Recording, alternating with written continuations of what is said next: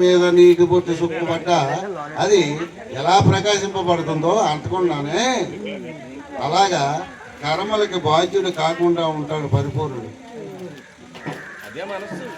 అది అటువంటి దాన్ని కావాలి అంటే మరి నేల విడిచి సోము చేసినట్లుగాను ఒకేసారి ఎగిరిపోదామంటే కుదరదు. కానీ అది గురువు ముఖత, ఇది కూడా గురువు ముఖత అది ఎరిగిన తర్వాత నీ పేరేం పేరమ్మా?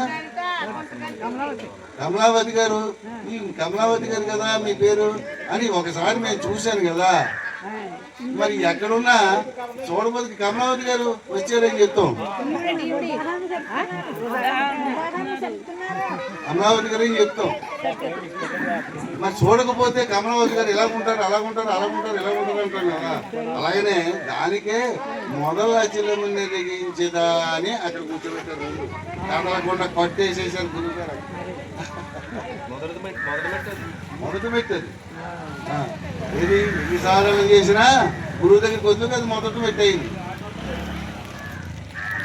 ఏ సాధన నీకెందుకు, దేశానికి పనికిరావు ఇనుమాయి అంటే నేను ఏదైతే తెలుసుకున్నానో అది నీ చెప్తాను రా, నువ్వు ఎక్కడికే పోవక్కర్లేదు.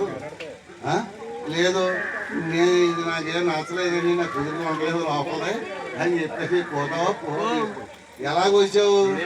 84 లక్షల జీవరాశులు నువ్వు సచ్చి పుట్టి అలాగొచ్చి ఇలాగొచ్చి వచ్చావా?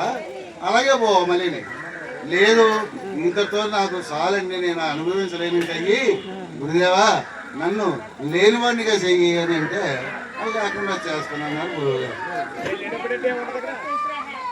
అలాగనే ఈ గాఢ సుషుప్తి యందు అంటే ఏది మనం ఇప్పుడు మెలకుగా అనుకుంటున్నామో, ఏది జాగ్రత్త అవస్థ అనుకుంటున్నామో దీన్ని ఇక్కడ సుషుప్తి యందు అంటే సుషుప్తి యందు ఏది లేదు కనుక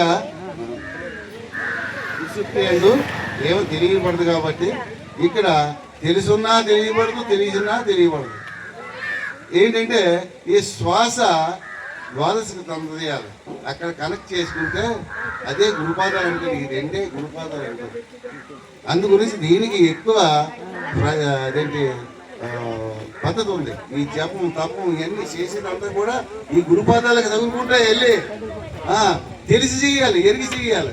ఎరగకుండా చేస్తే ఎట్లా పడిచి కాలిపని ఇంట్లో పోయినట్టే.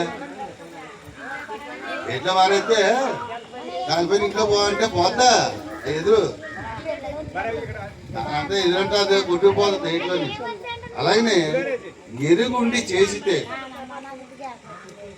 అది మీకు సాధ్యం అవుతుంది, సులభ సాధ్యం అవుతుంది. కష్ట సాధ్యమేం కాదు.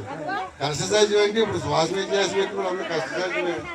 మళ్ళీ కానీ ఇంటికి వచ్చిన 10 రోజులకి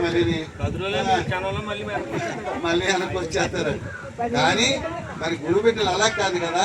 నిరంతరం మీ పనులు చేసుకుంటూ శ్వాస మీద చేసి పెట్టుకొని అంటే ఏది శ్వాస మీద చేస అంటే ఏది చేస్తా ఏ చేస ద్వాదశి యొక్క చేస పెట్టుకోవాలి. అన్నిటికీ లేనిదని ద్వాదశి అన్నిటికీ ఉన్నదని కన్నా మిక్కిలి లేదు కదా అని మీరు ఎప్పుడైతే ఆ శ్వాస మీద ధ్యాస పెట్టారో వాళ్ళకి జీవన్ముక్తులు వాళ్ళే. ఉండి లేని వారు అంటే వాళ్ళే, ఉండి లేనటువంటి వారు వాళ్ళే. దీనికి ఉదాహరణ ఏం చెప్పారంటే గబగబా నీ అత్త గోడలు ఎత్తున్నాం దెబ్బలాడుకొని బాబాయ్ చచ్చిపోతాను అలాగని చెప్పేసి ఆ సముద్రం పారిపోయిందంట. అక్కడ ఒక తెప్ప ఉంది. ఆ తెప్పని బ్రాహ్మడు తెల్లవారుజామని గురుగారు లాంటి వాళ్ళు వెళ్ళి స్నానం చేసుకుంటున్నారట. స్నానం చేసుకుంటుంటే ఏంటి చచ్చిపోతున్నామో ఎవరో పడిపోయి చచ్చిపోయేలాగా ఉన్నారు అలాగే చెప్పి గబగబా వచ్చి రక్షించారు. రక్షించిన తర్వాత ఎందుకు చచ్చిపోవాలనుకుంటున్నావు ఏంటి అంటే చచ్చిపోతానని నన్ను వదిలేనంటే ఖచ్చితంగా చచ్చిపో నువ్వు అయితే చచ్చిపోవాలి, నువ్వు చచ్చిపోతేనే మంచిది, చచ్చిపోవాలి. ఇదేంటంటే మీరు కూడా ఇలాగ అంటున్నారు అలాగని చెప్పేసి ఆగింది. ఆ క్షమ పట్టుకుంటే కొద్దిగా ఆగింది కదా మరి. అందు గురించి ఆగిన తర్వాత సరే ఏంది ఇంటి నీ బాధ అన్నీ పోవాలి అంతే కదా. నీ గొడవలు ఉండకూడదు, ఇంట్లోని ఏం ఉండకూడదు. నువ్వు చచ్చిపోయావు అనుకో, నీ గొడవ ఏ గొడవ లేదు కదా. ఇప్పుడు ముందు నువ్వు చచ్చిపోయినట్టుండు, పో ఇంటికానే. ఇంటికంటే నువ్వు ఏమన్నా సరే ఉలక్కు పలకు నీ పని నువ్వు చేసుకో అంతే. ఆయన ఎత్తులోకి ఇది మామూలుగా వచ్చేసింది, ఇంటికి వచ్చేసి మామూలుగా తిరుగుతుంటే ఈ ఎన్ని తిట్లు తిట్టినా, ఎన్ని చేసినా, ఎన్ని ఊపులు చేసినా అస్సలు కుదరదు. ఏంటంటే అసలు పుడుకులేదు, పనిలేదు, దాని పని చేసుకుంటుంది, హాయిగా ఉంది. అలాగే నేనంటే ఈ ద్వాదశి యొక్క శోషణ ఏదైతే ఉందో శ్వాస మీద ధ్యాస పెట్టి ఎవరైతే ఉంటారో వారు నిజమైనటువంటి మహాకారణ శరీరులు అయ్యి ఉంటారు. మరి ఇంతకన్నా గొప్పది ఇంకా ఎక్కడ దొరుకుతుంది అంటే ఆ గురు ముఖతః మాత్రమే దొరుకుతుంది. జై బోలో సద్గురు మహారాజ్కి.